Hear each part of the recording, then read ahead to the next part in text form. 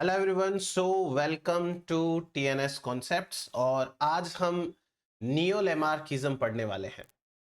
इससे पहले हमने लेमार्किज्म कंप्लीट किया है और उसके भी पहले हमने 4 लेक्चर्स और कंप्लीट किए हैं।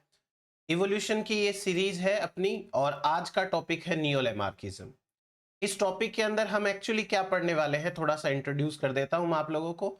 तो बेसिकली नियो लेमार्किज्म के अंदर हम ऐसे कुछ फैक्ट्स, ऐसे कुछ एक्सपेरिमेंट्स, ऐसी कुछ थ्योरीज पढ़ेंगे जो कि लेमार्क को सपोर्ट करती हैं। यदि आपने पिछला लेक्चर देखा हो तो पिछले लेक्चर की सबसे लास्ट स्लाइड के ऊपर एक लास्ट लाइन लिखी थी कि लेमार्किज्म का जो कॉन्सेप्ट था वो गलत था।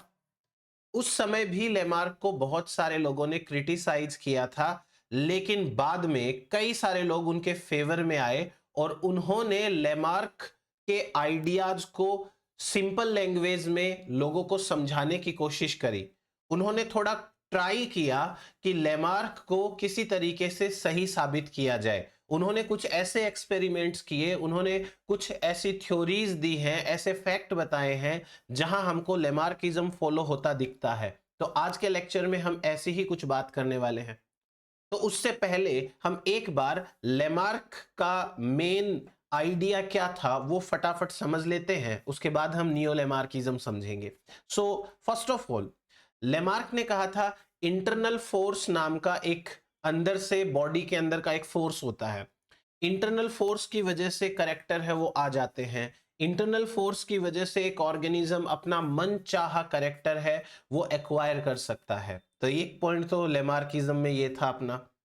Point number 2, use and disuse concept. Lamarck ने कहा था कि जिस बॉडी ऑर्गन का यूज ज्यादा किया जाएगा वो ज्यादा कॉम्प्लेक्स होगा, वो ज्यादा एनलार्ज होगा, वो ज्यादा स्ट्रेंथन होगा। ठीक है, लेकिन ये कब तक पॉसिबल है? जब तक ऑर्गेनिज्म अपनी डेवलपमेंट की फाइनल स्टेज को क्रॉस ना कर गया हो, यानी कि स्टिल वो ऑर्गेनिज्म ग्रो कर रहा है, तब तक यदि किसी ऑर्गन का ज्यादा इस्तेमाल किया जाए तो वो ऑर्गन है वो डेवलप हो सकता है। और यदि किसी ऑर्गन का इस्तेमाल करना बंद कर दिया जाए तो धीरे धीरे वो वीक हो जाता है, उसकी फंक्शनल जो कैपेसिटी है वो खत्म हो जाती है और फाइनली वो ऑर्गन ही डिसअपियर हो जाता है। That was the use and disuse concept in Lamarckism. And the next point is body size. According to Lamarck, the body size or body volume of all the organs increase during the course of evolution. ये बात कही थी इन्होंने कि हर organism की body size तो बढ़ती जाती है। हालांकि हमने इनके जो असेप्शंस हैं वो देखे, इनके क्रिटिसिज्म देखे, पर एक बार हमको मेन पॉइंट के ऊपर आना है वापस से। सो इंटरनल वाइटल फोर्स की वजह से करेक्टर ला सकता है ऑर्गेनिज्म। फिर उसके बाद में यूज एंड डिसयूज के कारण उसके बॉडी ऑर्गन्स हैं वो या तो डेवलप होंगे या रिग्रेस हो जाएंगे। देन उसके बाद में बॉडी ऑर्गन्स की वॉल्यूम बढ़ती जाती है during the course of evolution. The fourth point was environmental forces and new needs. कोई भी ऑर्गेनिज्म की बॉडी के ऊपर जब एनवायरनमेंट एक फोर्स डालता है किसी भी एक नए करेक्टर के रिक्वायरमेंट के लिए, तो बॉडी उसको रेस्पॉन्ड करती है और बॉडी वो करेक्टर इवॉल्व कर लेती है। यानी एनवायरनमेंट है वो मेजर फैक्टर है इवोल्यूशन के अंदर। एनवायरनमेंट जो है वो मेजर फैक्टर है एक नए करेक्टर, एक नए ऑर्गन के डेवलपमेंट के लिए। And the final was soft inheritance. Soft inheritance is also known as acquired character का inheritance. So the inheritance of acquired character, better known as soft inheritance, क्या है? Throughout the lifespan of an organism, if he or she acquires any character, it would be passed in their progenies. तो ये 5 point है Lamarckism के। अब एक एक करके इन सारे पॉइंट्स को डिस्कार्ड किया गया था, कुछ ना कुछ असेप्शंस आए, ये होता तो ऐसे हो सकता था, वो हो सकता था। बट अब हम बात करेंगे नियो लेमार्किज्म की। नियो लेमार्किज्म है वो कैसे लेमार्क को फेवर कर पाता है। आपको मैं एक बहुत इंटरेस्टिंग चीज बताता हूं।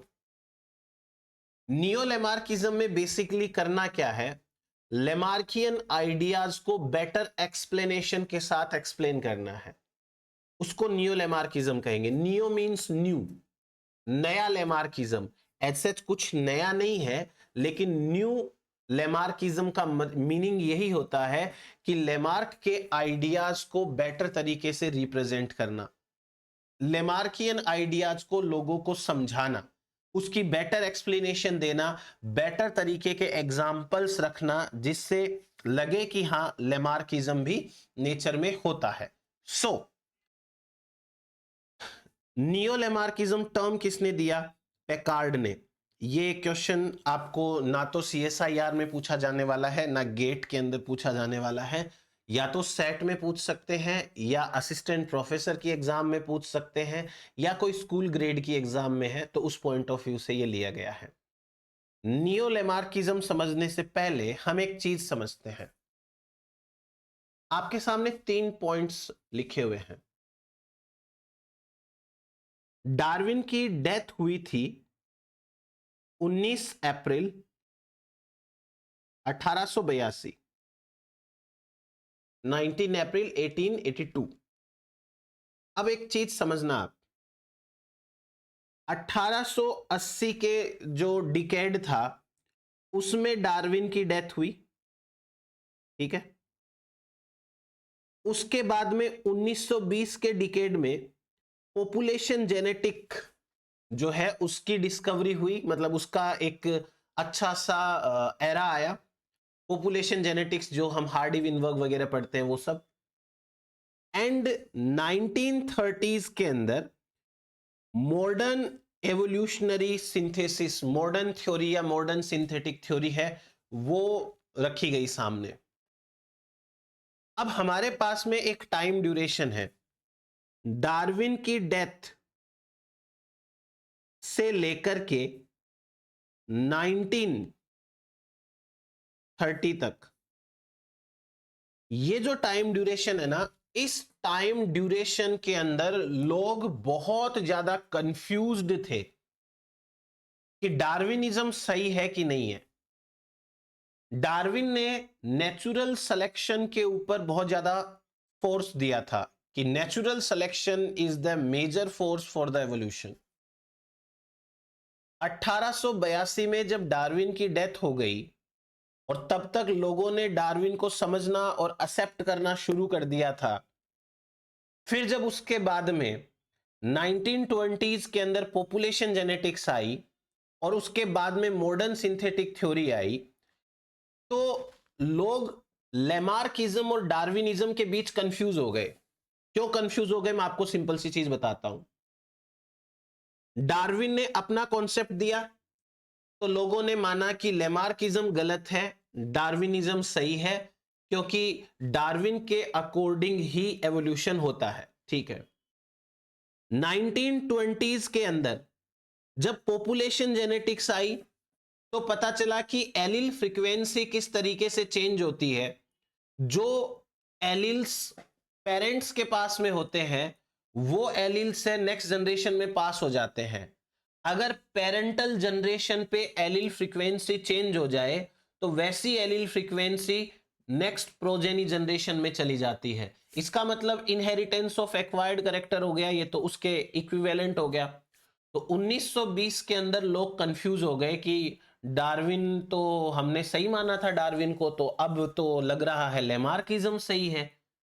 फिर उसके बाद में जब मॉडर्न सिंथेटिक थ्योरी आई तो मॉडर्न सिंथेटिक थ्योरी के अंदर डार्विनिज्म को एक्सेप्ट कर लिया गया, डार्विनिज्म को वापस से एक्सेप्ट किया गया और जो नेचुरल सिलेक्शन है उसको मेजर फोर्स माना गया। तो इसका मतलब लोग है पहले कह रहे हैं डार्विन सही है, फिर 1920 में कहा नहीं लेमार्किज्म सही है, फिर 1930 के अंदर कहा नहीं डार्विनिज्म वापस सही है।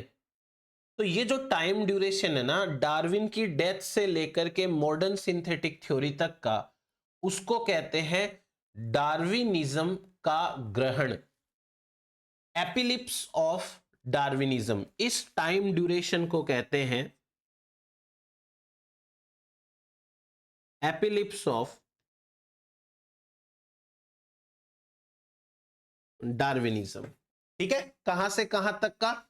1880 से लेके 1930 तक का जो टाइम ड्यूरेशन है इट इज नोन एज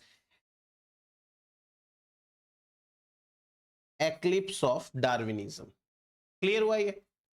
अब उसके बाद नेक्स्ट बात करते हैं इसके रीजन की। क्या रीजन था इसका? इसके पीछे रीजन ये था कि ड्यूरिंग दैट टाइम बहुत सारे साइंटिस्ट हैं, वो ये तो एक्सेप्ट कर चुके थे कि एवोल्यूशन जो है वो डार्विन के अकॉर्डिंग होता है, पर उनको ये डाउट था कि नेचुरल सिलेक्शन है वो मेन एवोल्यूशनरी मैकेनिज्म है या नहीं है। वो डार्विनिज्म को मान चुके थे, पर अब उनको ये थोड़ा सा एक्सेप्ट करना था कि नेचुरल सिलेक्शन मेन है कि नहीं है। इसलिए डार्विनिज्म को एक बार के लिए डाउटफुल कंडीशन में आना पड़ा था। ठीक है, ये हुआ अपने पास में डार्विनिज्म एंड लेमार्किज्म के बीच का कंफ्यूजन। अब अपन आते हैं प्रॉपर तरीके से नियो लेमार्किज्म के ऊपर। नियो लेमार्किज्म को डिफाइन करेंगे क्या है, तो नियो लेमार्किज्म एक मॉडर्न थ्योरी है एवोल्यूशन की जो लेमार्किज्म के ऊपर बेस्ड है। लेमार्क ने जो बातें कही उसी के ऊपर बेस्ड है नियो लेमार्किज्म। और नियो लेमार्किज्म में क्या करना है, लेमार्कियन आइडियाज को बेटर एक्सप्लेनेशन के साथ में रिप्रेजेंट करना है। That is neo Lamarckism. How Lamarckism remained controversial, अभी मैंने बताया आपको किस तरीके से, लेकिन फिर भी कई साइंटिस्ट ऐसे थे जिन्होंने कई सारे एविडेंसेस दिए लेमार्किज्म के जो उनको फेवर करते हैं। अब वो कौन कौन से एविडेंसेस हैं, आज हमको वही चीजें पढ़नी है। तो अपन शुरुआत करते हैं एक एक करके सारे पॉइंट्स की। वेरी फर्स्ट ऑफ ऑल हम बात करेंगे environment does influence an organism and change it's heredity. देखो, एनवायरमेंट है वो एक ऑर्गेनिज्म को चेंज कर सकता है और उसकी हेरिडिटी को चेंज कर सकता है। जैसे मैं आपको एक एग्जांपल देता हूं, एक येलो कलर का मोथ होता है, ठीक है, इस तरीके का एक इंसेक्ट है और इसका बॉडी कलर है वो येलो है। अब यदि इस इंसेक्ट को कल्चर मीडिया के अंदर मैग्नीज ज्यादा फीड कराया जाए, ज्यादा मैग्नीज इसको दिया जाए, तो इस इंसेक्ट का, इस मोथ का बॉडी कलर है वो डार्क हो जाता है, यानी कि ये थोड़ा डार्क येलो हो जाता है, इस तरीके का डार्क येलो। और जब इसे रिप्रोड्यूस करने के लिए अलाउ किया जाए, रिप्रोड्यूस करे ये, तो इसके जो प्रोजेनीज बनेंगे वो प्रोजेनीज भी कैसे होंगे, डार्क येलो कलर वाले होंगे। हुआ एक्वायर्ड कैरेक्टर का इनहेरिटेंस। एनवायरमेंट ने इन्फ्लुएंस किया एक ऑर्गेनिज्म को और उसकी हेरिडिटी को।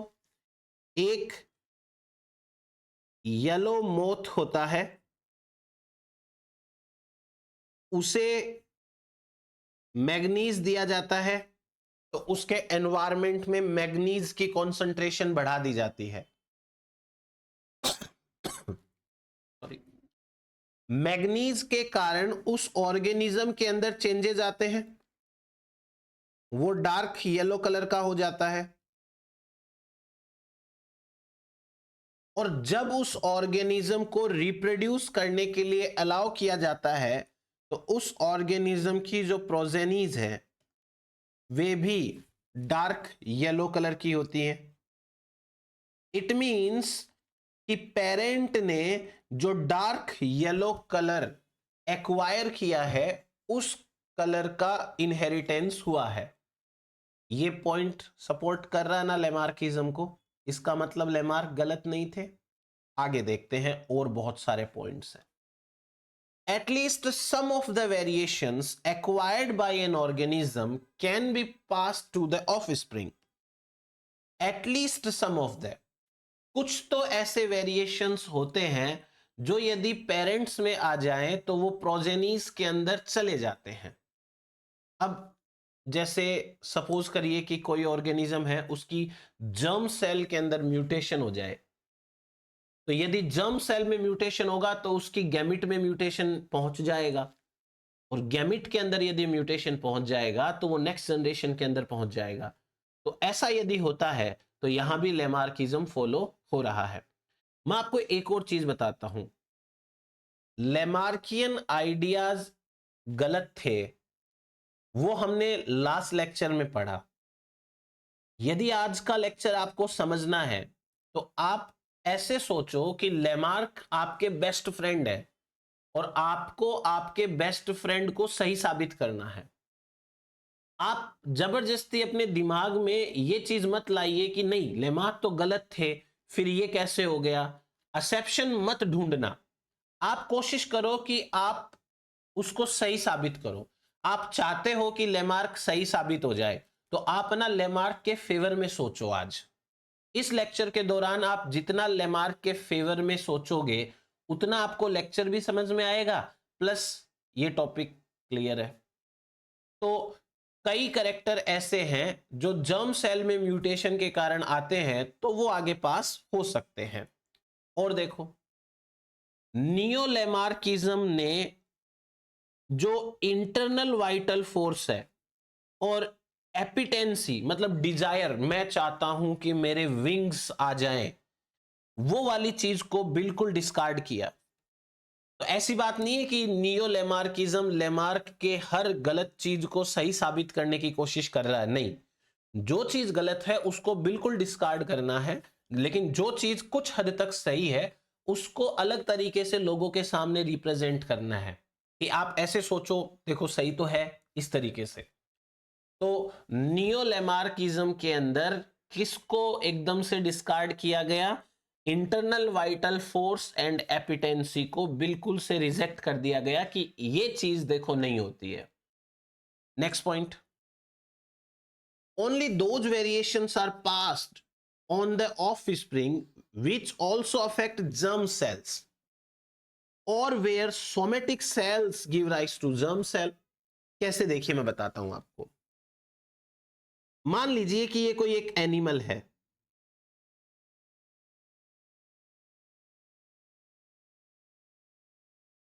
ये कोई एनिमल है, ठीक। हमने इसकी बॉडी से यहां से कोई सेल ली, ये सोमेटिक सेल ले ली अपन ने, ये सेल, चलो कुछ ग्रुप ऑफ सेल्स ले लिया, ठीक है। अब इन ग्रुप ऑफ सेल्स को कल्चर कराएं हम, और कल्चर करा करके एक नया ऑर्गेनिज्म तैयार करें।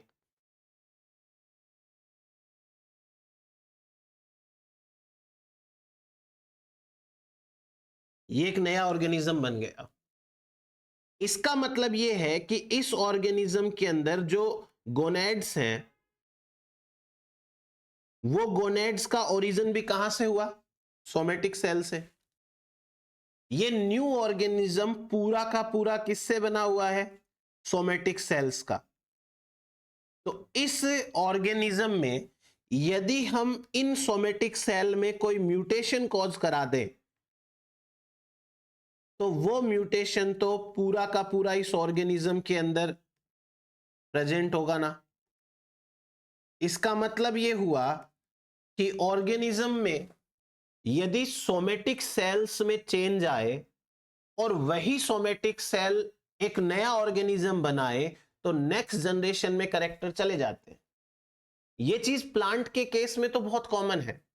आप रोज प्लांट के बारे में सोचो, गुलाब का जो प्लांट होता है उसके बारे में उसमें कितने सारे वेरिएशन कराते हैं और उसका वेजिटेटिव प्रोपोगेशन करते हैं, उसकी ग्राफ्टिंग करते हैं।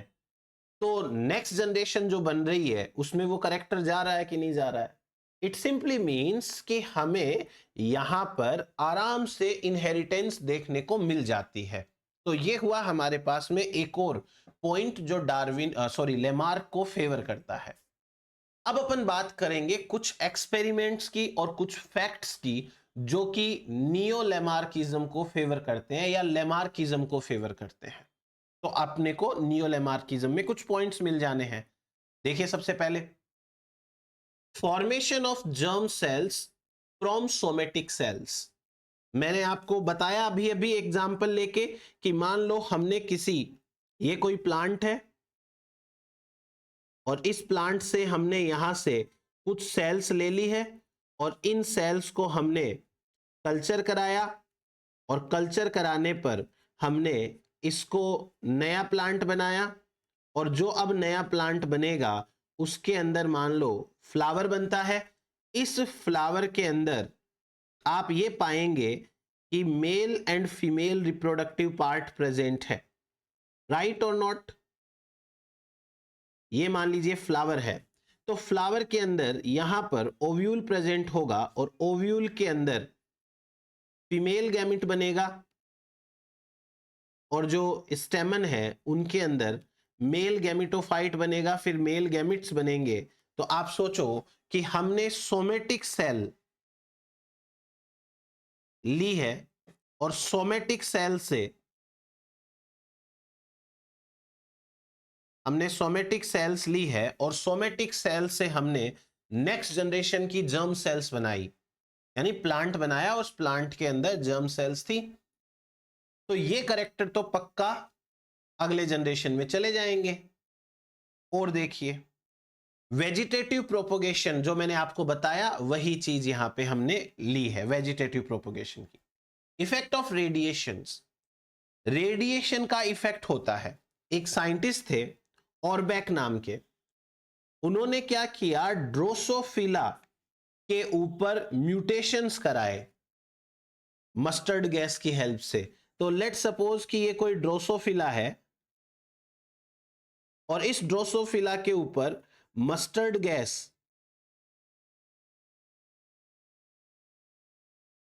से म्यूटेशन कराया और इस म्यूटेशन से क्या हुआ, क्रोमोसोम एब्रीविएशन, यानी क्रोमोसोम्स का नंबर कम ज्यादा हो गया। और जब नेक्स्ट जनरेशन बनी तो म्यूटेशन उस नेक्स्ट जनरेशन में भी पहुंचे, म्यूटेशन इन नेक्स्ट जनरेशन। मैं आपको अभी बहुत सारे एक्सपेरिमेंट्स बताने वाला हूं जो लेमार्क को सपोर्ट करते हैं। आपको हर एक्सपेरिमेंट को याद करना है। क्यों? क्योंकि वो रियल एक्सपेरिमेंट है, वो हवा में की गई बातें नहीं है कि ऐसा करेंगे तो ऐसा हो जाएगा, वो करके देखा हुआ है। तो क्या पता एग्जाम के अंदर आपको एक्सपेरिमेंटल बेस्ड क्वेश्चन ही आ जाए कि हमने ड्रोसोफिला के ऊपर मस्टर्ड गैस का उपयोग किया, तो बताइए क्या जो है रिजल्ट निकल सकते हैं। What could be the consequences when the mustard gas is applied on Drosophila. तो आपको वो बताना पड़ेगा, फिर आपको पता होना चाहिए कि ऐसा कुछ एक्सपेरिमेंट हो रखा है, राइट। तो ऐसे क्वेश्चंस बिल्कुल बनेंगे और हम क्वेश्चन डिस्कस करेंगे अपने सेशन के अंदर, तब बात करेंगे, ठीक है। तो ये एक हुआ पॉइंट। फिर effect of change of environment, ये वाला मैंने आपको एक्सप्लेन किया है, और एक और बार देखिए। रेडिश मूली है, वो कोल्ड कंट्रीज के अंदर 2 ईयर क्रॉप है, मतलब पूरे 2 साल ले लेती है। लेकिन अगर हम ट्रॉपिकल एरिया में बात करें तो वो 1 ईयर क्रॉप है। आप ऐसे समझो कि ये मान लीजिए प्लेनेट है अपना, राइट। अगर आप यहां टेम्परेट जोन के अंदर रेडिश मूली की खेती करोगे तो यहां पर मूली आपके 2 ईयर क्रॉप की तरह बिहेव करेगी, 2 सीजन लेगी ये अपनी लाइफ साइकिल कंप्लीट करने में। और यदि आप ट्रॉपिकल एरिया के अंदर, गर्म एरिया है, रेडिश का कल्चर करोगे तो यहां पर ये 1 ईयर क्रॉप की तरह बिहेव करेगी। So try to understand the point कि एनवायरमेंट जब चेंज हुआ तो एक ऑर्गेनिज्म में चेंज आए। एनवायरमेंट चेंज हुआ तो उस ऑर्गेनिज्म ने अपने आप को उसी एनवायरमेंट के अकॉर्डिंग एडजस्ट किया। एक सिंपल चीज बताता हूं, मान लो आपका फ्रेंड है, वो किसी कोल्ड कंट्री में, कनाडा में रहता है, आप उससे मूली के बीज मंगवा लो, और अपने यहां उसको ग्रो कराओ, तो वो मूली के बीज से प्लांट बनेंगे और वो 1 साल में अपनी लाइफ साइकिल कंप्लीट करेंगे, एक सीजन में। फिर उनसे जो सीड बनेंगे उनको आप वापस ग्रो कराओ, तो वो सीड से जो प्लांट बनेंगे यानी पिछले प्लांट्स के प्रोजेनीज, वो भी 1 साल में अपनी लाइफ को कंप्लीट कर लेंगे।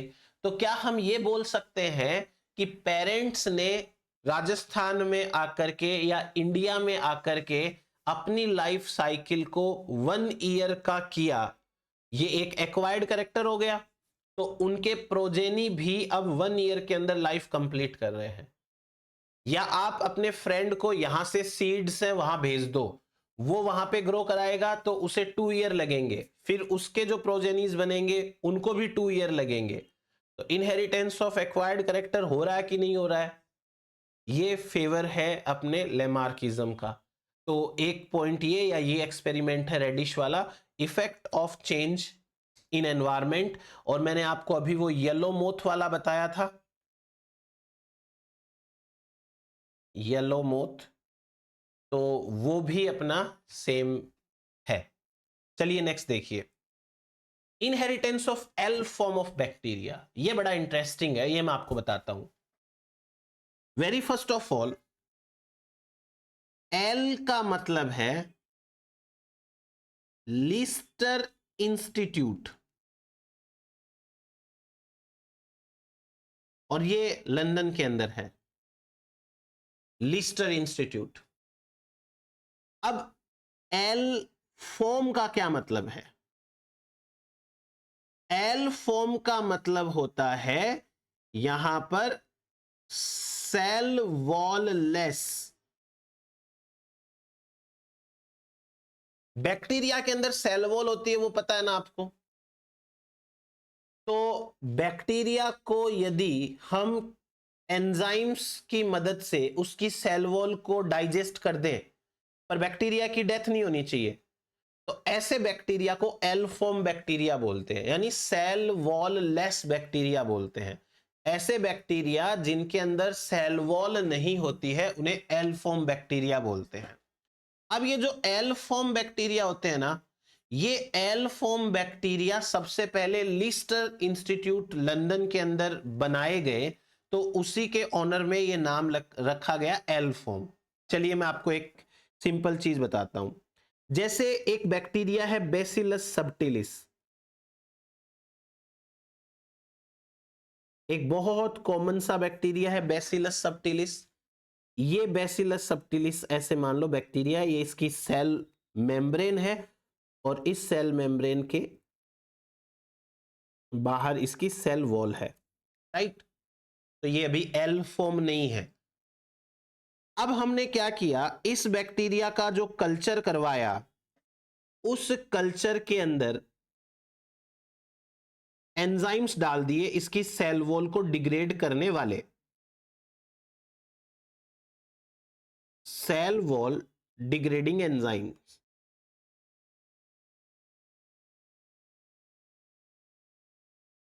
या सेल वॉल डाइजेस्टिंग एंजाइम्स, ये डाले। ठीक है भाई, तो क्या हुआ इससे? इस बैक्टीरिया की सेल वॉल है वो डाइजेस्ट हो गई और ये बिना सेल वॉल का बन गया। इसे कहते हैं L form, cell wall less form. ये जो एक्सपेरिमेंट का पहला स्टेप है, इसमें क्या साबित होता है?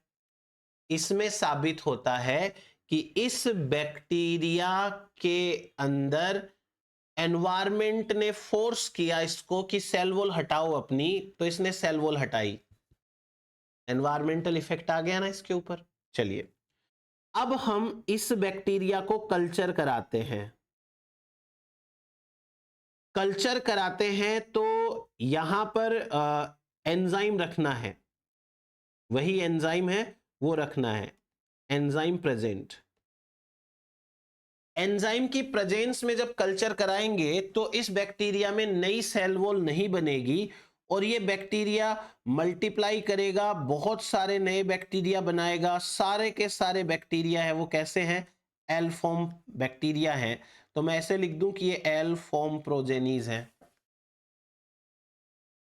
L form progenies.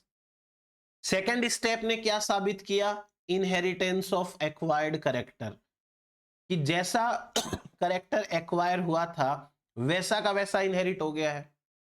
अब थर्ड स्टेप के अंदर क्या करना है? थर्ड स्टेप के अंदर अगार मीडियम को हार्ड करना है, हार्ड अगार, अगार मीडियम को हार्ड किया, अगार मीडियम हार्ड हो गया तो सेल मेम्ब्रेन सॉफ्ट होती है, ये बैक्टीरिया सरवाइव नहीं कर पाएंगे, तो बैक्टीरिया ने वापस से क्या बना ली? सेल वॉल बना ली। इसका मतलब वापस जब बैक्टीरिया का एनवायरनमेंट चेंज हुआ तो बैक्टीरिया ने वापस से क्या किया है? वापस से करेक्टर एक्वायर किया है सेल वॉल होने का।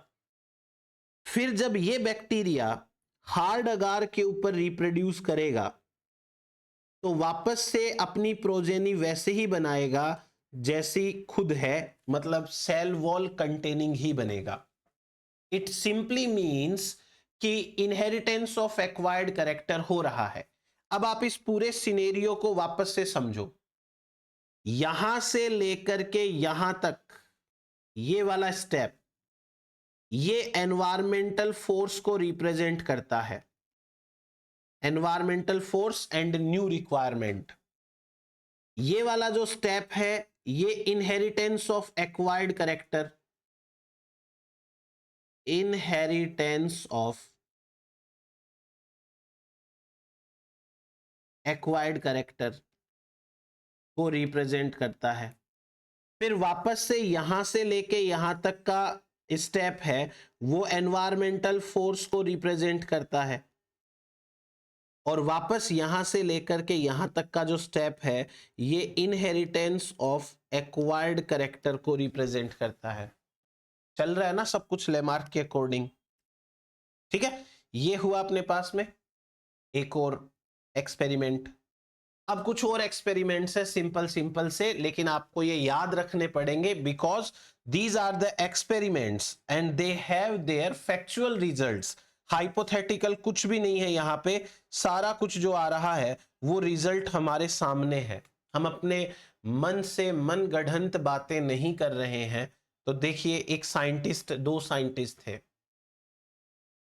एक का नाम था चार्ल्स एडवर्ड और एक का नाम था ब्राउन स्क्वार्ड।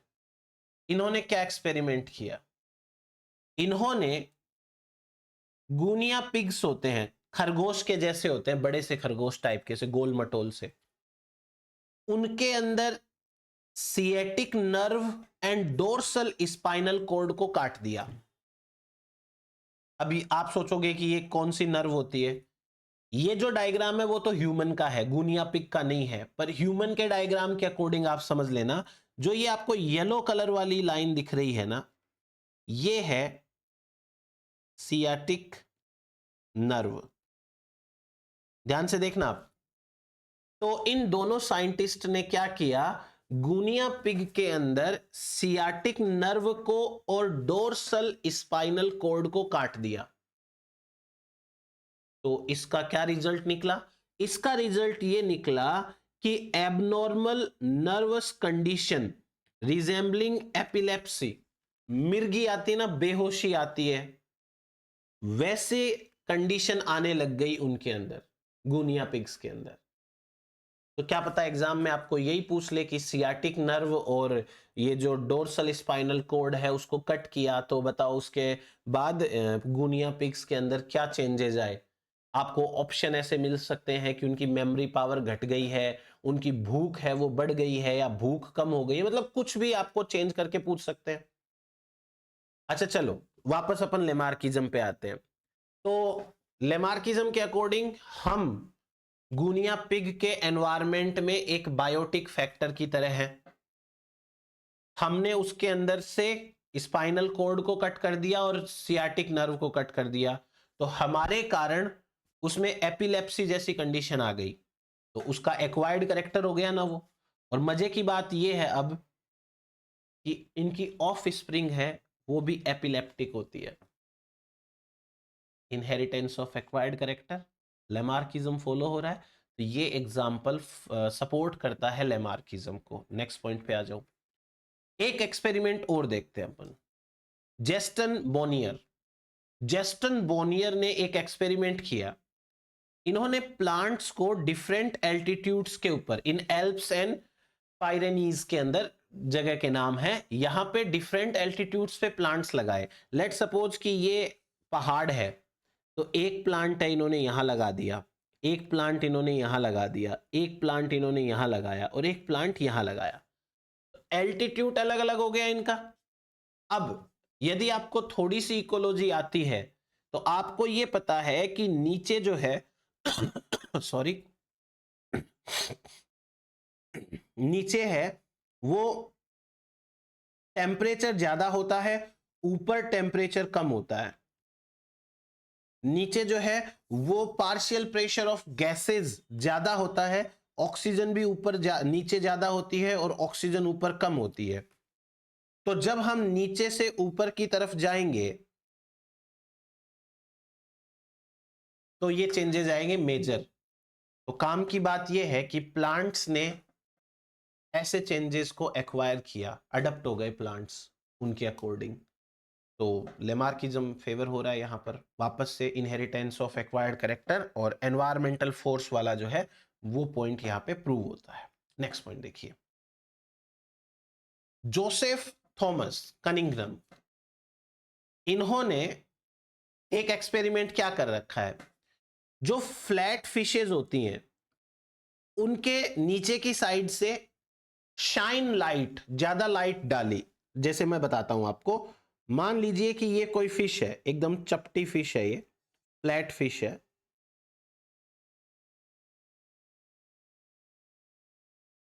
इस तरीके की कोई, ठीक है।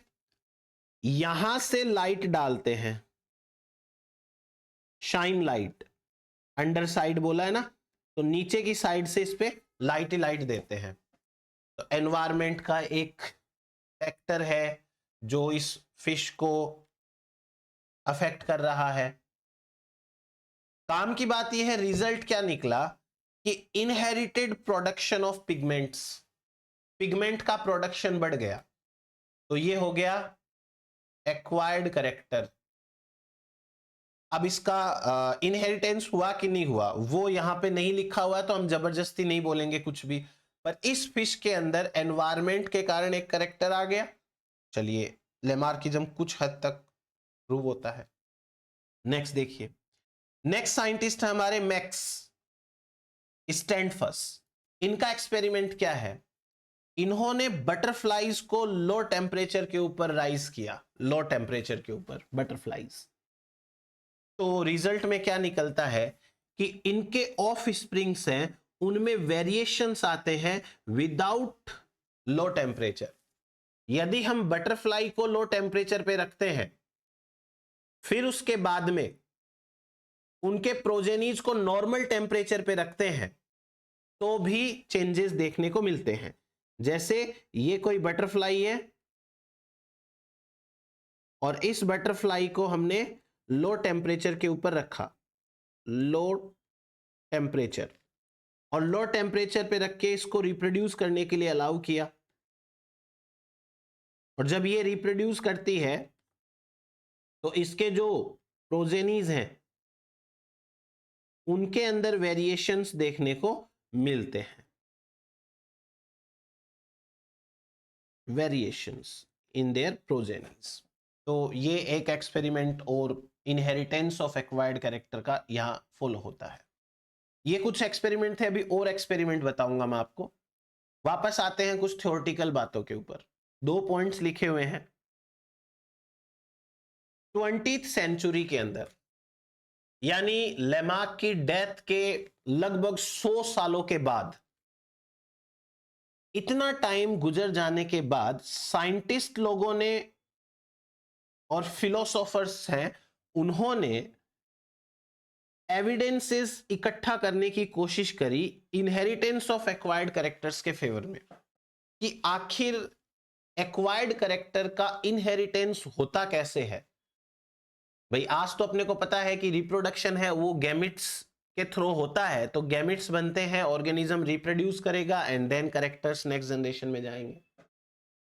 उसी प्रकार एक्सपेरिमेंट्स हैं were sometime reported as successful, कभी कभी तो सक्सेसफुल हो गए उनके एक्सपेरिमेंट, जैसे अपन ने पीछे बहुत सारे एक्सपेरिमेंट्स की बात करी है, वो एक्सपेरिमेंट प्रूव हो गए, सक्सेसफुल रहे।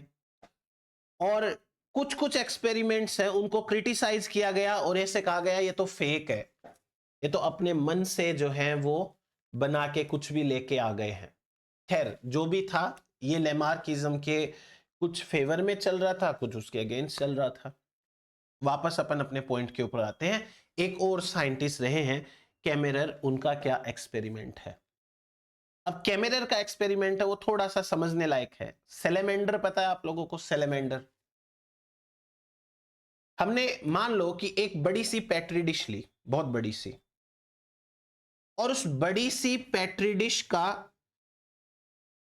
जो बॉटम है वो एकदम से ब्लैक कलर का उस पे पेपर लगा दिया, नीचे पेट्री डिश के नीचे ब्लैक पेपर लगा दिया, तो ये ब्लैक बैकग्राउंड हो गया ना उसके लिए, सेलेमेंडर के लिए ब्लैक बैकग्राउंड, ठीक है, ब्लैक बैकग्राउंड। अब इसके ऊपर सेलेमेंडर को रखा तो सेलेमेंडर है वो खुद भी डार्क कलर की रही, उसके अंदर ब्लैक कलर के स्पॉट्स हैं वो बहुत ज्यादा रहे। जब उसको दूसरी पेट्री डिश में शिफ्ट किया जिसके नीचे हमने व्हाइट कलर का पेपर लगा दिया, तो उसके ऊपर वो येलो कलर की थी।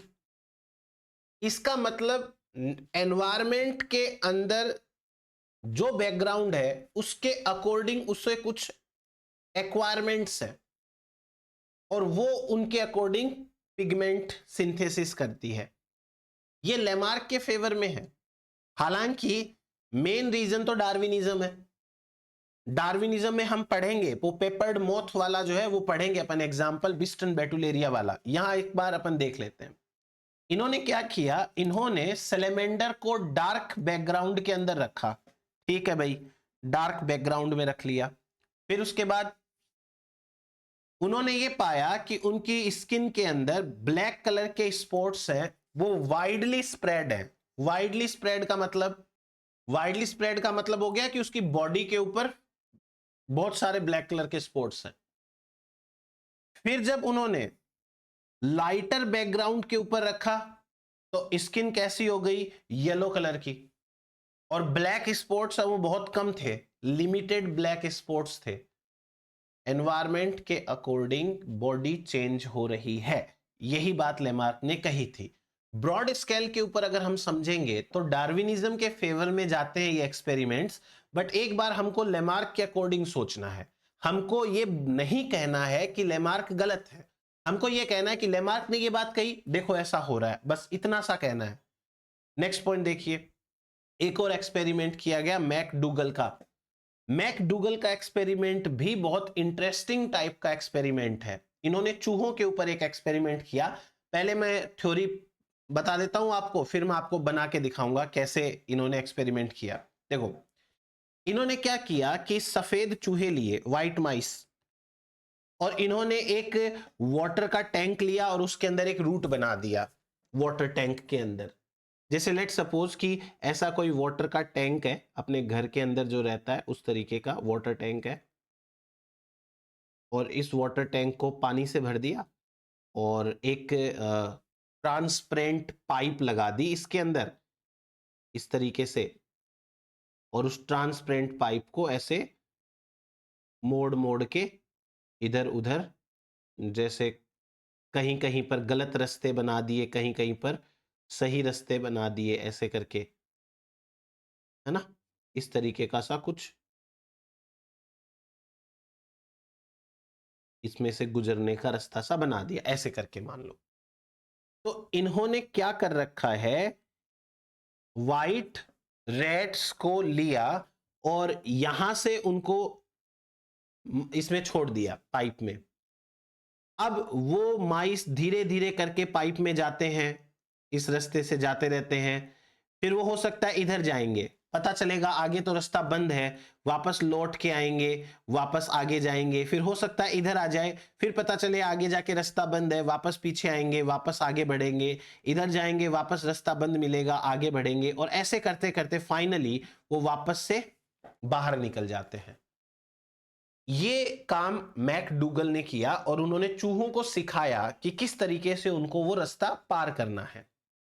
अब जाहिर सी बात है कि जब पहली बार ये एक्सपेरिमेंट करेंगे तो चूहों को बहुत सारे ट्रायल एंड एरर वाले कॉन्सेप्ट से गुजरना पड़ेगा, बहुत सारे एरर होंगे, उनको बहुत टाइम लगेगा सीखने में कि सही रास्ता क्या है। पर चलो ठीक है, उन्होंने सीख लिया। जब चूहों ने ये चीज सीख ली तो उनको रिप्रोड्यूस कराया तो प्रोजेनीज बने।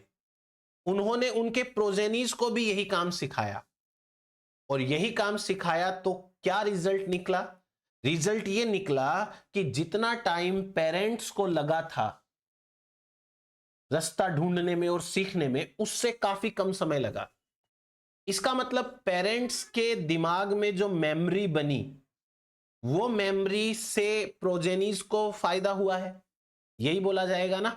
पेरेंट्स ने मान लो 100 ट्रायल्स किए, तब जाकर के उनको रास्ता समझ में आया, और उनके प्रोजेनीज है, उन्होंने मान लो 40 ट्रायल्स के अंदर ही समझ लिया। तो इसका मतलब 60 ट्रायल्स कम हुए कि नहीं हुए? ये मैकडूगल का एक्सपेरिमेंट है, और इस एक्सपेरिमेंट का रिजल्ट ये निकला कि progenies, there was decrease in the number of errors by offsprings of white rats. तो लेमार्किज्म थोड़ा सा यहां भी लग रहा है ना फॉलो होता हुआ। बस ऐसे इंटरेस्टिंग एक्सपेरिमेंट्स से बहुत सारे भरे पड़े हैं। देखो फिर से कुछ एक्सपेरिमेंट्स, उनके रिजल्ट्स की बात करते हैं। एक साइंटिस्ट रहे हैं जिनका नाम है टॉवर।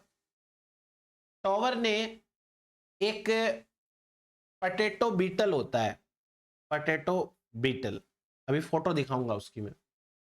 उस पटेटो बीटल को extreme humidity and high temperature के ऊपर ग्रो किया। हाई टेम्परेचर है ये, ठीक है, ह्यूमिडिटी ज्यादा, टेम्परेचर भी ज्यादा, गर्मी भी ज्यादा। तो अब क्या रिजल्ट देखने को मिलता है? Heritable changes in size and colour. उसके कलर में चेंज आया, उसके साइज में चेंज आया, और वैसा का वैसा ही नेक्स्ट जनरेशन के अंदर पास हो गया। तो एनवायरमेंटल इन्फ्लुएंस और inheritance of acquired character, both points are proved by the experiment of Tower. ये देखो इंसेक्ट है पटेटो बीटल, ये ऐसा सा कुछ दिखता है। नेक्स्ट देखिए, अगला एक्सपेरिमेंट किया है चार्ल्स रपर्ट स्टोकार्ड ने। इन्होंने क्या किया? इन्होंने गुनिया पिग्स, जो प्रेग्नेंट गुनिया पिग्स हैं, उनको अल्कोहल का इंटॉक्सिकेशन किया। अब प्रेग्नेंट गुनिया पिग को अगर अल्कोहल से ट्रीट करेंगे तो प्रोजेनीज में माल फॉर्मेशंस आते हैं। इट मींस कि जो प्रोजेनी का इंटरनल एनवायरनमेंट है मदर की बॉडी के अंदर, उस एनवायरनमेंट के कारण वो प्रोजेनीज हैं उनमें चेंजेस आ गए, माल फंक्शंस देखने को मिलता है। ये एक्सपेरिमेंट्स। नेक्स्ट देखिए, समनर इंपॉर्टेंट है, one of the important experiment by Sumner. Sumner ने माइस को डिफरेंट टेम्परेचर एंड ह्यूमिडिटी के ऊपर रेज किया। ये भी हाई टेम्परेचर है, हाई टेम्परेचर एंड ह्यूमिडिटी के ऊपर रखा इन्होंने, और क्या पाया कि बॉडी माइस की लंबी हो गई, टैल है वो लंबी हो गई, और पीछे वाले पैर हैं वो भी लंबे हो गए। तो जैसे विजमैन ने एक्सपेरिमेंट नहीं किया था, टैल को कट किया था, वो तो चलो आर्टिफिशियल था, पर यहां पर बॉडी, टैल और हाइंड लिम्ब है वो लंबे हो गए। ये एक्सपेरिमेंट टेम्परेचर एंड ह्यूमिडिटी के कारण है, वो ऐसा निकल के आया, तो इसका रिजल्ट है ये। नेक्स्ट देखो, ये साइंटिस्ट है मिकल एफ गुयर और एलिजाबेथ ए स्मिथ। इनका एक्सपेरिमेंट क्या कहता है? इन्होंने फाउल सीरम में रैबिट के लेंस प्रोटीन के अगेंस्ट एंटीबॉडीज प्रिपेयर करी और प्रेग्नेंट रैबिट्स में इंजेक्शन दे दिया। फाउल के सीरम में इन्होंने बनाया, जो रैबिट है उसके लेंस प्रोटीन को निकाला और वो लेंस प्रोटीन फाउल के अंदर डाला, इंजेक्शन किया और उससे फाउल के अंदर एंटीबॉडीज बन गई। अब उन एंटीबॉडीज को सीरम से निकाल के वापस रैबिट के अंदर, प्रेग्नेंट रैबिट के अंदर डाला। अब सोचो आंखों पर क्या असर पड़ना चाहिए। फिर लेंस प्रोटीन है वो एंटीबॉडी के साथ में जुड़ जाएगा और एंटीबॉडीज के साथ में लेंस प्रोटीन जुड़ेगा तो 8 जनरेशन तक आईज में डिफेक्ट आएगा। चीज समझ में आई आपको ये? तो ये हुआ हमारे पास में स्मिथ का और इनका गुइयर का एक्सपेरिमेंट। ये भी लेमार्किज्म के फेवर में चला गया। नेक्स्ट देखिए, जॉन विलियम हैसोल्प हैरिसन, इनका एक्सपेरिमेंट क्या है? जो डार्विन वाले पेपर्ड मोथ हैं, बिस्टन बिटुलेरिया, उनको शूट यानी स्मोक, काला रंग का धुआं, उसके अंदर रखा बहुत ज्यादा समय तक, और बहुत ज्यादा समय तक रखने से क्या पाया? Inherited mutation caused by shoot. Shoot के कारण, उस धुएं के कारण, पॉल्यूशन के कारण म्यूटेशंस आए और वो म्यूटेशन इनहेरिट भी हुए। तो ये एक और एक्सपेरिमेंट हो गया।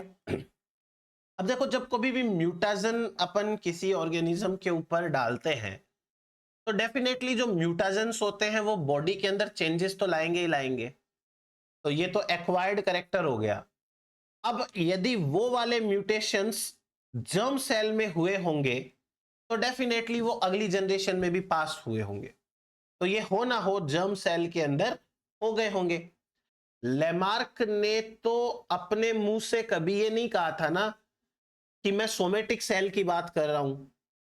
उन्होंने कहा एक ऑर्गेनिज्म के अंदर यदि कोई चेंज आएंगे तो वो चेंज नेक्स्ट जनरेशन के अंदर पास ऑन हो जाते हैं।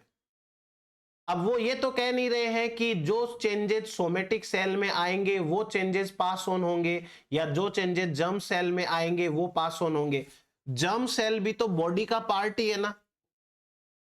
तो बॉडी के अंदर यदि चेंज आ रहे हैं, यानी कि जर्म सेल में जो चेंज आ रहे हैं वो तो आगे पास हो ही सकते हैं। तो लेमार्किज्म कुछ हद तक सही भी है। नेक्स्ट एक और बात करते हैं अपन, कोलेमैन, ग्रिफिथ एंड जॉन डेटल्सफॉन, इन्होंने क्या एक्सपेरिमेंट किया? इन्होंने चूहों को 3 मंथ के लिए रोटेटिंग टेबल के ऊपर रखा। रोटेटिंग टेबल वो गोल गोल घूमती रहती है, उसके ऊपर रखा उन्होंने। तो इन चूहों की प्रोजेनीज के अंदर इनहेरिटेड बैलेंस डिसऑर्डर देखने को मिला। मतलब जो इन चूहों की प्रोजेनीज हुई उनमें इम्बैलेंस, वो चलते सही नहीं चलते थे, वो ऐसा देखने को मिला। हो सकता है जर्म सेल्स में कुछ म्यूटेशंस हुए होंगे ऐसे, पर अपन ने बोला ना भी कि लेमार्क ने तो ऐसी कोई बात कही नहीं थी। चलिए नेक्स्ट देखते हैं अपन, लेमार्किज्म एंड नियो लेमार्किज्म का कंपैरिजन करते हैं। लेमार्किज्म क्या है, नियो लेमार्किज्म क्या है? कुछ पॉइंट लेमार्क के फेवर में है और कुछ नियो लेमार्किज्म के अंदर उनको हटा दिया गया। जैसे लेमार्किज्म है वो लेमार्क द्वारा दी गई ओरिजिनल थ्योरी है, और नियो लेमार्किज्म क्या है? Modification of Lamarck to make it more suitable for modern knowledge. Modern knowledge के अकॉर्डिंग लेमार्क को ज्यादा सूटेबल बनाना, यही नियो लेमार्किज्म है और कुछ नहीं है। फिर उसके बाद में ये थ्योरी है, लेमार्क वाली थ्योरी, वो internal forces, appetency, use and disuse, इन चीजों पर जोर देती है। यूज एंड डिसयूज के ऊपर, डिजायर के ऊपर, इंटरनल फोर्स के ऊपर, जबकि नियो लेमार्किज्म के अंदर इन चीजों को बिल्कुल से हटा दिया गया। 2 पॉइंट्स क्लियर हुए आपके। अब तीसरा पॉइंट, लेमार्किज्म बिलीव करता है कि चेंजेस यदि एनवायरमेंट के अंदर हो तो ये चेंजेस हैं वो एनवायरमेंट के कारण एनिमल्स के अंदर चेंजेस होते हैं। एक बार के लिए इतना समझते हैं। नियोलेमार्किज्म क्या कहते हैं कि theory stress on the direct effect of change environment on the organism. Organism का यदि एनवायरनमेंट डायरेक्टली मतलब चेंज हो गया है, कि जैसे कोई म्यूटाजन आ गया है या फिर कोई केमिकल आ गया है, तो उसका इफेक्ट, एनवायरनमेंट का इफेक्ट एनिमल की बॉडी के ऊपर पड़ेगा। लास्ट पॉइंट, लेमार्किज्म के अकॉर्डिंग एक्वायर्ड कैरेक्टर है वो पास ऑन हो जाते हैं नेक्स्ट जनरेशन के अंदर। नियोलेमार्किज्म कहता है कि only those modifications are transform to next generation which influence germ cells, या फिर जहां सोमेटिक सेल से जर्म सेल बनी हो, यानी वेजिटेटिव रिप्रोडक्शन हुआ हो, तो वैसे में तो एक्वायर्ड कैरेक्टर आगे चले जाते हैं, नॉर्मली नहीं जाते हैं। हल्का फुल्का कंपैरिजन में, ज्यादा कुछ खास बात नहीं है। नेक्स्ट देखिए, ये पॉइंट इंपॉर्टेंट है। क्यों? क्योंकि इस पॉइंट के अंदर हरमन क्लार्क्स नाम के वैज्ञानिक ने क्या किया, नियोलेमार्किज्म मॉडल को ह्यूमन के बाइपेडलिज्म को एक्सप्लेन करने के लिए यूज किया। Very very important. पहले ह्यूमन के जो एंसेस्टर थे वो चारों अपने लिम्ब्स का इस्तेमाल करते थे चलने के लिए, चारों हाथ पैरों का इस्तेमाल करते थे वो। लेकिन धीरे धीरे ह्यूमन बीइंग दो पैरों के ऊपर चलना शुरू हो गया। इसे कहते हैं बाइपेडलिज्म, दो पैरों के ऊपर चलना बाइपेडलिज्म कहलाता है। तो अब ये वाला कॉन्सेप्ट यूज किया गया लेमार्किज्म को समझाने के लिए। देखो यहां पर ये जो एंसेस्टर है वो चार पैरों पे चल रहा है, धीरे धीरे दो पैरों पे चलना स्टार्ट हुआ और अब हम दो पैरों के ऊपर चल रहे हैं। सो ये इंपॉर्टेंट बन जाएगा क्योंकि ये ह्यूमन के इवोल्यूशन से रिलेटेड है, यानी ह्यूमन के इवोल्यूशन को भी यूज किया गया लेमार्किज्म एक्सप्लेन करने के लिए। इंपॉर्टेंट हो गया ये चीज। चलिए नेक्स्ट पॉइंट पेपर आ जाते हैं अपन। 1940 यानी कि जब मॉडर्न सिंथेटिक थ्योरी आ गई थी 1930 में, जब डार्विन है उनको वापस से एक्सेप्ट कर लिया गया था, अब उसके बाद में क्या, Lamarckism remained influential in biology until the 1940s, when the role of natural selection was reasserted in evolution as the part of modern evolutionary synthesis। जब तक नेचुरल सिलेक्शन को मॉडर्न सिंथेटिक थ्योरी का पार्ट नहीं बना लिया गया, तब तक लेमार्किज्म का दबदबा कायम था। मतलब तब तक लेमार्किज्म इंपॉर्टेंट था इवोल्यूशनरी स्टडीज के अंदर। हर्बर्ट ग्रान कैनन नाम के वैज्ञानिक हैं, इन्होंने 1959 में एक बुक लिखी, लेमार्क एंड मॉडर्न जेनेटिक्स। तो ये भी एक सपोर्टर टाइप के मान लीजिए, जिन्होंने इतनी किताब लिख दी है इनके ऊपर, तो ये एक और पॉइंट हो गया। नेक्स्ट, 1960 के अंदर बायोकेमिकल लेमार्किज्म, ये कॉन्सेप्ट दिया एम्ब्रियोलॉजिस्ट पॉल विंटरबर्ट ने। ये कुछ ऐसे लोग हैं जिन्होंने लेमार्क को फेवर किया है। तो ये थोड़ी बहुत हिस्टोरिकल टाइप की बातें हैं, मेन तो इसमें एक्सपेरिमेंट्स आएंगे जो उनके फेवर में रहे हैं। एक और एक साइंटिस्ट रहे हैं रुइसी मैट्सुडा, 1987 के अंदर उन्होंने एक टर्म दिया पैन एनवायरमेंटलिज्म। ये इंपॉर्टेंट है क्योंकि इस टर्म का मतलब क्या है, फ्यूजन ऑफ डार्विनिज्म विथ नियोलेमार्किज्म, यानी कि डार्विन की थ्योरी और लेमार्किज्म को मिक्स करने की बातें चल रही हैं। मैं आपको आगे अभी एक्सप्लेन करूंगा किस तरीके से ये चीजें हो रखी हैं। तो पैन एनवायरमेंटलिज्म का मतलब क्या है, डार्विनिज्म प्लस नियोलेमार्किज्म, ये होता है पैन एनवायरमेंटलिज्म। लेमार्किज्म के अंदर नया कैरेक्टर आता है, वो नेक्स्ट जनरेशन में पास होता है, ऑर्गेनिजम्स है वो कॉम्प्लेक्स होते चले जाते हैं, ऐसी बातें हैं। डार्विनिज्म में हम क्या पढ़ेंगे कि पॉपुलेशन में वेरिएशन होता है, जो बेटर होते हैं, जिनके पास में बेटर म्यूटेशंस होते हैं, उनको नेचर सेलेक्ट करती है, वो जब रिप्रोड्यूस करते हैं तो वैसे ही चेंजेस नेक्स्ट जनरेशन में चले जाते हैं। तो कुछ हद तक सिमिलैरिटी सी दिख रही है आपको, इसमें दोनों को मिक्स कर दिया गया, एक नया टर्म बनाया गया, पैन एनवायरमेंटलिज्म। नेक्स्ट पॉइंट देखिए, ये जो वैज्ञानिक है, इन्होंने हेटेरोक्रोनी को मेन फोर्स माना। अब मैं आपको हेटेरोक्रोनी समझाता हूं क्या कहना चाहते हैं। हेटेरो का मतलब होता है different,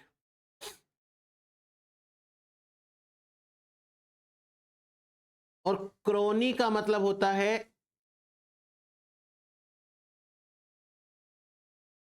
event happened on a particular time.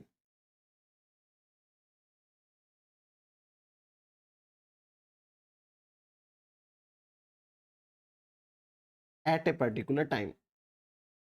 जैसे आपसे यह कहा जाए कि इंडिया को आजादी कब मिली, तो वो एक क्रोनोलॉजिकल पॉइंट है, तो वो एक पर्टिकुलर टाइम में हुआ था।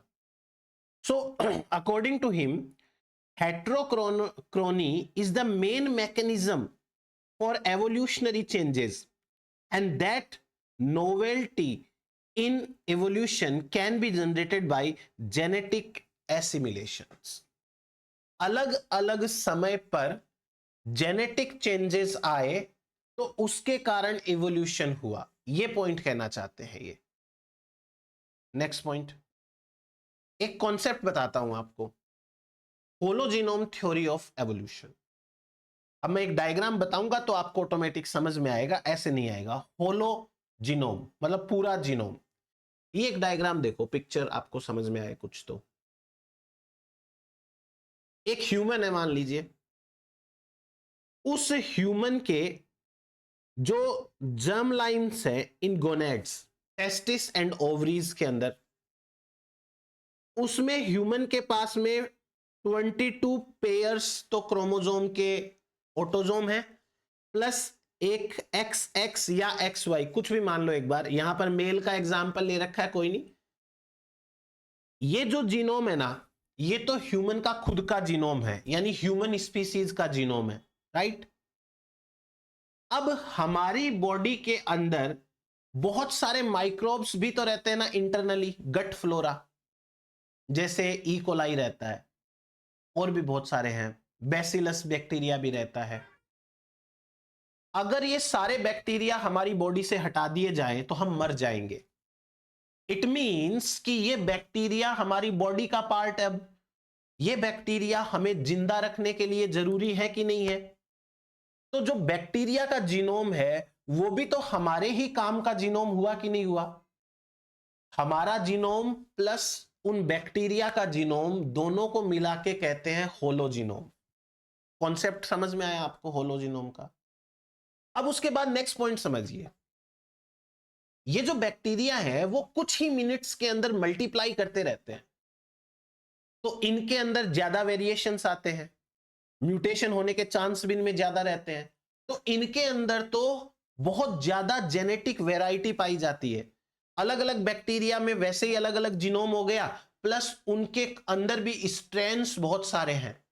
तो कुल मिलाकर के हमारे अंदर जो बैक्टीरिया है उनका जीनोम प्लस हमारा जीनोम, दोनों को कहते हैं होलोजीनोम। अब सपोज करो कि ये जो ह्यूमन है ये रिप्रोडक्शन करेगा और इस ह्यूमन का प्रोजेनी बनेगा, तो क्या उस प्रोजेनी के अंदर अंदर exactly same to same gut flora पहुंचेगा क्या? एग्जैक्ट सेम नहीं पहुंचेगा ना। क्यों? क्योंकि ये ऑर्गेनिज्म, ये ह्यूमन जो स्क्रीन पर है, उस ह्यूमन का जब लाइफ का शुरुआत हुआ था तब से लेके जब तक ये एडल्ट हुआ तब तक इसकी बॉडी के खुद के जो गट फ्लोरा है वो टाइम के साथ चेंज होते गए हैं। सो जब इसका प्रोजेनी होगा तो उसमें कुछ अलग गट फ्लोरा पहुंचेगा, कुछ हद तक अलग पहुंचेगा। इस ऑर्गेनिज्म ने अपनी लाइफ के दौरान मान लो बहुत ज्यादा नॉनवेज खाया है, तो नॉनवेज खाएगा तो नॉनवेज के अकॉर्डिंग इसके गट के अंदर माइक्रोब्स होंगे, और इसके जो प्रोजेनीज होंगे उनके अंदर भी वो माइक्रोब्स जाएंगे। इनहेरिटेंस ऑफ एक्वायर्ड कैरेक्टर हुआ कि नहीं हुआ बताओ? अगर ये ऑर्गेनिज्म बहुत ज्यादा मिल्क कंज्यूम करता है अपनी बॉडी के अंदर, तो मिल्क के अकॉर्डिंग माइक्रोब्स होंगे, वही माइक्रोब्स इसकी प्रोजेनीज में पहुंचेंगे। हुआ इनहेरिटेंस ऑफ एक्वायर्ड कैरेक्टर। जैसा भी ये फूड खाता है उसके अकॉर्डिंग, या जैसी भी इसकी बॉडी को एनवायरनमेंट इंफ्लुएंस करता है उसके अकॉर्डिंग इसकी बॉडी में माइक्रो फ्लोरा होगा, गट फ्लोरा होगा, माइक्रोब्स होंगे, इसके प्रोजेनीज में भी होंगे वो। तो इसी के साथ जब ये माइक्रोफ्लोरा इंक्रीज और डिक्रीज होते हैं रिक्वायरमेंट के अकॉर्डिंग, ज्यादा दूध पियोगे तो उसके अकॉर्डिंग माइक्रोब्स होंगे, ज्यादा नॉनवेज खाओगे तो उसके अकॉर्डिंग माइक्रोब्स होंगे, पॉल्यूटेड एनवायरनमेंट में रहोगे तो उसके अकॉर्डिंग माइक्रोब्स होंगे, फ्रेश एनवायरनमेंट में रहोगे तो उसके अकॉर्डिंग माइक्रोब्स होंगे। इंक्रीज और डिक्रीज होते रहते हैं ये माइक्रोब्स। हो सकता है कि कुछ नई स्पीसीज आ जाए हमारी बॉडी में, आप अपना हैबिटाट छोड़ के कहीं और जाओ रहने के लिए, हो सकता है कुछ नए माइक्रोब्स आ जाएं आपकी बॉडी के अंदर, और ये इनमें से कुछ हो सकता है ओल्ड स्पीसीज खत्म हो जाए आपकी बॉडी की। तो इससे क्या होगा, लाइफ टाइम चेंजेस आते हैं स्पीसीज कंपोजिशन में, और ये चेंजेस इनहेरिट होते हैं। तो हमारे प्रोजेनीज के अंदर भी वही माइक्रोब्स पहुंचेंगे, यानी उन्हीं माइक्रोब्स का जीनोम पहुंचेगा जो हमारे अंदर है। तो एक तरीके से माइक्रोब का जीनोम हमारी बॉडी का ही पार्ट हुआ, और वो जीनोम आगे भी जा रहा है। तो ये बहुत बड़ा और रिसेंट पॉइंट है, ये आप जरूर रखना, अपडेटेड है ये चीज। देखिए अब मैं आपको एक एक पॉइंट क्लियर कर देता हूं इसका। Hologenome theory of evolution while Darwinian has Lamarckian aspects. हालांकि ये डार्विनियन कॉन्सेप्ट ही है कि आपके बॉडी में जिन माइक्रोब्स की जरूरत नहीं है उनको एलिमिनेट कर देंगे, जिनकी जरूरत है उनको प्रमोट करेंगे, ये डार्विनियन थ्योरी है। बट इसमें लेमार्कियन एस्पेक्ट्स भी आता है। हम यहां पर आज लेमार्क को गलत साबित करने के लिए नहीं आए हैं, हम यहां पे लेमार्क को समझाने के लिए आए हैं। सही भी साबित नहीं करना, अपने को समझाना है। तो इसी पॉइंट के अंदर हम क्या कर सकते हैं, लेमार्कियन एस्पेक्ट्स को देख सकते हैं।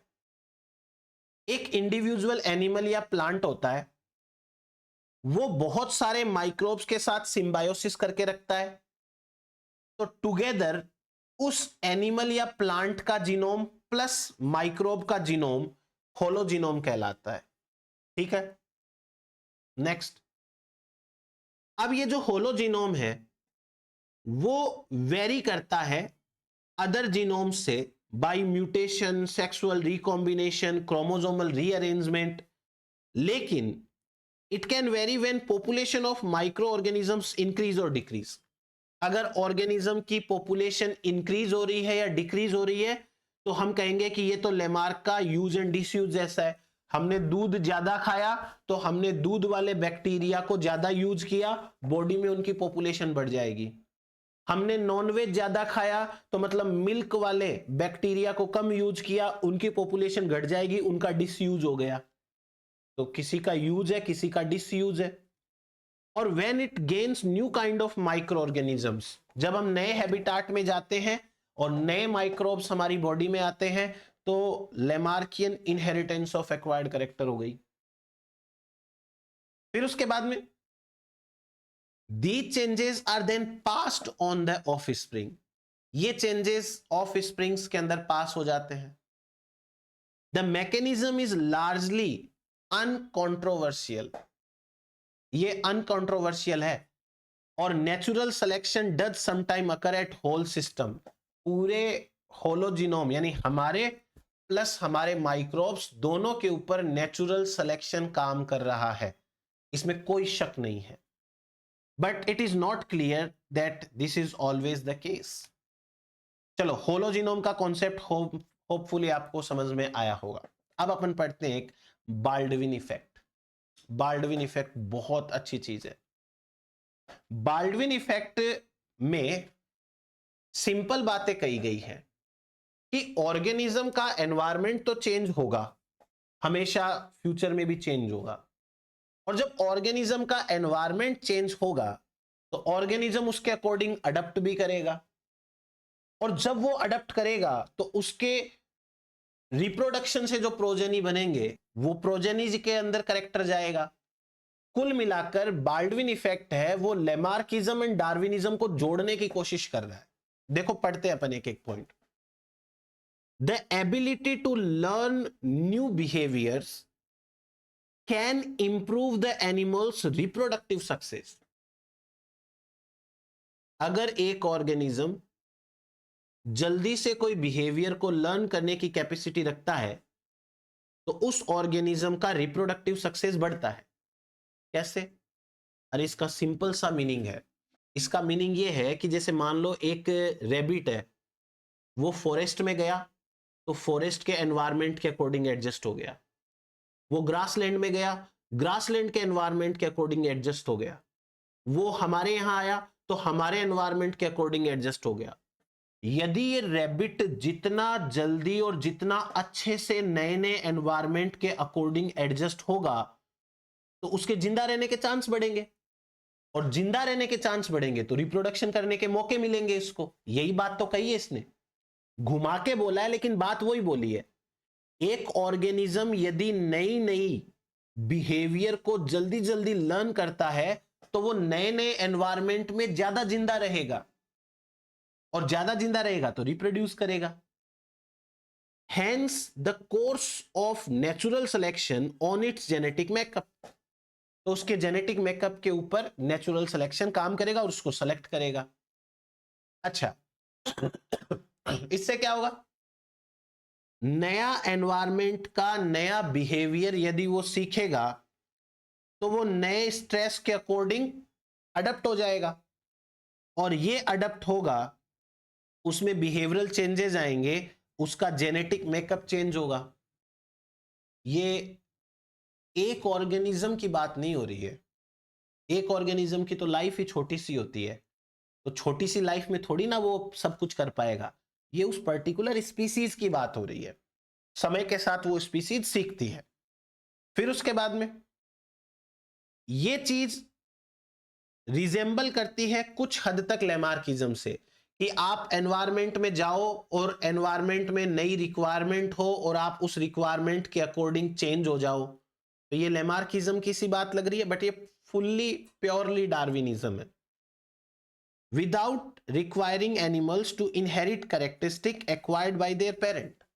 ये कुछ हद तक लेमार्किज्म जैसा है, लेकिन बिना एनिमल की रिक्वायरमेंट के जो पेरेंट्स ने इनहेरिट एक्वायर किए कैरेक्टर, उनका इनहेरिटेंस हो जाता है, चाहे खुद को प्रोजेनी को जरूरत हो या ना हो, पर प्रोजेनी में आ जाएंगे।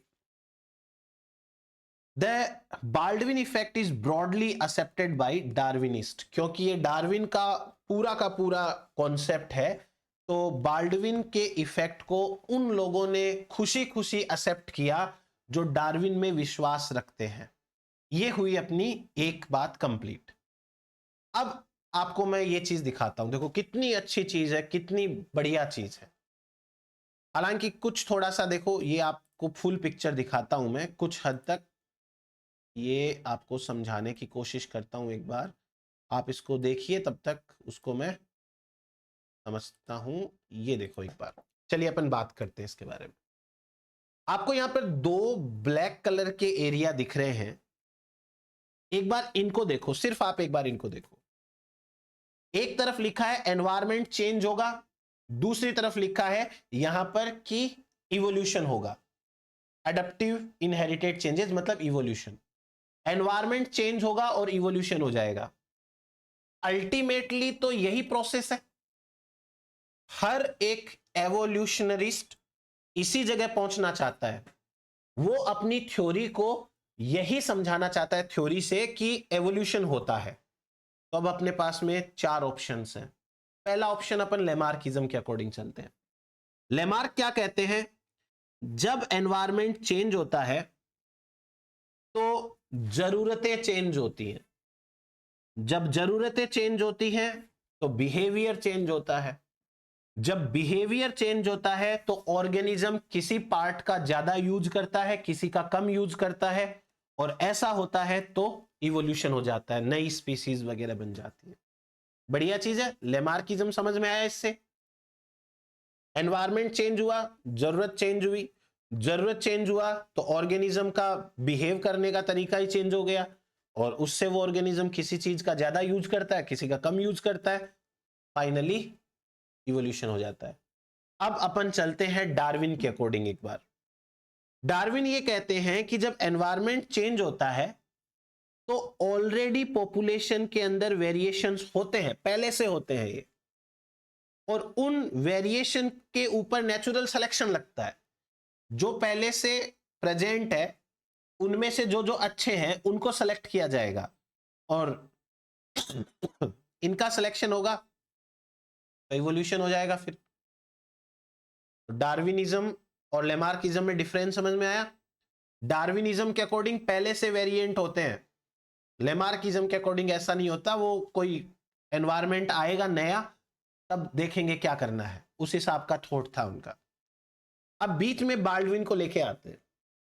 बाल्डविन कहते हैं कि एनवायरमेंट चेंज हो जाता है तो नीड चेंज हो जाती है, यहां तक तो वो फेवर करते हैं लेमार्किज्म को, पर उसके बाद में बिहेवियर है वो ऑटोमेटिक चेंज नहीं होता है, वो सीखता है ऑर्गेनिज्म। ऑर्गेनिज्म नया बिहेवियर करना सीखेगा कि नए जंगल के अंदर गए हैं तो नए जंगल के अकॉर्डिंग अडप्ट होंगे, वहां सीखेंगे कि प्रीडेटर से कैसे बचना है, कौन से प्रीडेटर है। अगर सीख लेंगे जो जो, उनका नेचुरल सिलेक्शन होगा और फाइनली एवोल्यूशन हो जाएगा। एक और है वेडिंगटन। वेडिंगटन कहते हैं कि जब एनवायरमेंटल चेंजेस आते हैं तो एक ऑर्गेनिज्म को अचानक से सदमा पहुंचता है कि ये क्या हो गया मेरे एनवायरमेंट के अंदर, और ऐसा होने से जेनेटिक एसिमिलेशन, जेनेटिक चेंजेस आ जाते हैं, और जेनेटिक चेंजेस आ जाते हैं तो नेचुरल सिलेक्शन जिनका अच्छा हुआ है, जेनेटिक चेंज उनका हो जाता है, और फाइनली एवोल्यूशन हो जाता है। तो भैया ये बातें हैं हमारे पास में रिगार्डिंग नियोलेमार्किज्म। इतनी सारी चीजें समझ में आई, सब चीजों को कंबाइन कर दिया हमने फाइनली। सो नेक्स्ट अपन बात करते हैं इन सोशियल कल्चर एवोल्यूशन। इन सोशियो कल्चर एवोल्यूशन, इन सोशियो कल्चर एवोल्यूशन क्या है? यहां कल्चर का मतलब है वो कल्चर नहीं जो कल्चर मीडिया में कराते हैं, वैसा वाला कल्चर नहीं है। कल्चर का मतलब है लर्निंग। चलिए बात करते हैं अपन। Within the field of cultural evolution, यानी सीखने वाला evolution, learning evolution, learning evolution, Lamarckism has been applied as a mechanism for dual inheritance theory। एक dual inheritance theory है जिसके दो पार्ट्स हैं। पहला पार्ट, जब कभी भी ऑर्गेनिज्म के सामने नया एनवायरनमेंट आता है तो वो नई चीज सीखता है, वो नया बिहेवियर सीखता है, दैट इज कल्चर, और उसके कारण उसके जेनेटिक मेकअप में चेंज आता है, दैट इज जेनेटिक। तो इसे कहते हैं डुअल इनहेरिटेंस थ्योरी। अभी बताऊंगा मैं आगे आपको। वापस आते हैं इसके ऊपर। जो लर्निंग एवोल्यूशन है उस लर्निंग एवोल्यूशन का इस्तेमाल कहां किया जाता है? Lamarckism has been applied as a mechanism for dual inheritance theory. Gould नाम के एक वैज्ञानिक थे, उन्होंने ये पाया कि culture as a Lamarckian process, यदि हम लर्निंग को लेमार्कियन प्रोसेस माने, लेमार्कियन प्रोसेस का मतलब कि लेमार्क के अकॉर्डिंग नए एनवायरनमेंट में नई जरूरतें आती हैं तो ऑर्गेनिज्म बदल जाता है, तो इसका मतलब है कि नए एनवायरनमेंट में ऑर्गेनिज्म लर्न कर लेता है। Process whereby older generations transmitted adaptive information to offspring via the concept of learning। पुराने ऑर्गेनिज्म सीखेंगे और वो सीखी सिखाई चीज ऑर्गेनिजम्स में नेक्स्ट में पास कर देंगे। जैसे वो वाटर टैंक वाला एक्सपेरिमेंट नहीं था जिसके अंदर उन्होंने क्या किया था, ऑर्गेनिज्म को पास किया था, चूहों को, व्हाइट माइस को। तो डुअल इनहेरिटेंस थ्योरी क्या कहती है? DIT, dual inheritance theory. ये थ्योरी कहती है कि इस थ्योरी का दूसरा नाम है जीन कल्चर कोएवोल्यूशन, और बायोकल्चरल एवोल्यूशन। ये थ्योरी एक्सप्लेन करती है कि human behaviour is the product of two different interacting evolutionary process. Human का जो बिहेवियर है, हमारा जो बिहेवियर है, वो दो चीजों का रिजल्ट है। एक है जेनेटिक एवोल्यूशन, एक है कल्चरल एवोल्यूशन। वापस से कल्चरल एवोल्यूशन का मतलब लर्निंग से निकालना है। कैसे? देखिए, कल्चर सोशियली लर्न बिहेवियर होता है और सोशल लर्निंग भी बोल सकते हैं, is defined as copying behaviour observed in others और acquiring behaviour through being taught by others. हम जब किसी सिचुएशन से गुजरते हैं तो हम एक नया बिहेवियर सीखते हैं, या हमें सिखाया जाता है कि ऐसी सिचुएशन आए तो ये करना, ऐसी सिचुएशन आए तो ये करना। इसको कहते हैं कल्चर। जो इस डुअल थ्योरी का, इनहेरिटेंस थ्योरी का है कल्चर, उसका मतलब है सोशियली लर्न बिहेवियर। हम सोसाइटी में रहते हैं तो हमें कुछ चीजें सिखाई जाती हैं, कुछ चीजें हम देख के सीखते हैं, वो होता है कल्चर। और उसके बाद में जेनेटिक चेंजेस आते हैं। तो आज के लेक्चर में हमें इतना ही पढ़ना है। Thank you very much. और आप सब लोगों के साथ में शेयर जरूर किया कीजिए लेक्चर्स। चलिए मिलते हैं नेक्स्ट लेक्चर में। Thank you.